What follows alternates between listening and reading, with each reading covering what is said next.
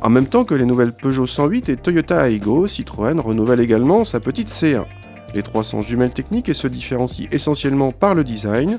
La nouvelle C1 se reconnaît comme une Citroën avec ses feux avant séparés comme sur les C4 Picasso ou C4 Cactus, et à l'arrière avec un petit effet 3D dans les feux. La C1 comme ses sœurs est disponible en 3 ou 5 portes et avec un toit ouvrant en toile. Elle prend alors le nom de C1 Airscape. Toujours pas de diesel au programme et notre modèle d'essai utilise un nouveau bloc sur la C1, un 1,2 litre de 82 chevaux d'origine PSA.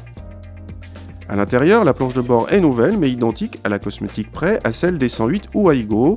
Les plastiques sont durs mais Citroën tente d'égayer l'ambiance avec des touches de couleur sur la console centrale ou sur les sièges. La C1 peut s'équiper comme une grande avec la clim auto ou la caméra de recul.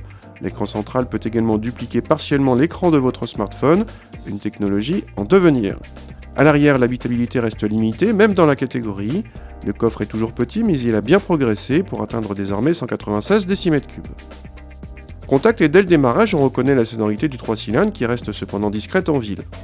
La jungle urbaine est son terrain de prédilection, mais grâce aux 82 chevaux de ce gros moteur, la C1 peut s'évader plus facilement que la version 68 chevaux, cette dernière pouvant être à la peine sur autoroute.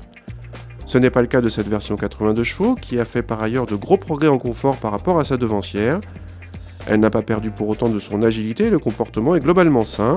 La sonorisation est d'un bon niveau malgré la capote, sauf dans les tunnels. Pourquoi acheter une C1 plutôt qu'une 108 ou une Aygo ? Essentiellement pour des questions de design, voire de couleur, puisque chaque constructeur a des coloris exclusifs, que ce soit pour la carrosserie ou la capote. L'autre élément vient bien sûr du prix, la C1 est un peu moins chère que la 108, mais a quelques équipements en moins. La Toyota est la seule du trio à être garantie 3 ans. Quant à cette version, elle convient mieux à ceux qui sortent des villes que la version 68 chevaux et ne consomme guère plus. Elle coûte cependant 600 € de plus à l'achat.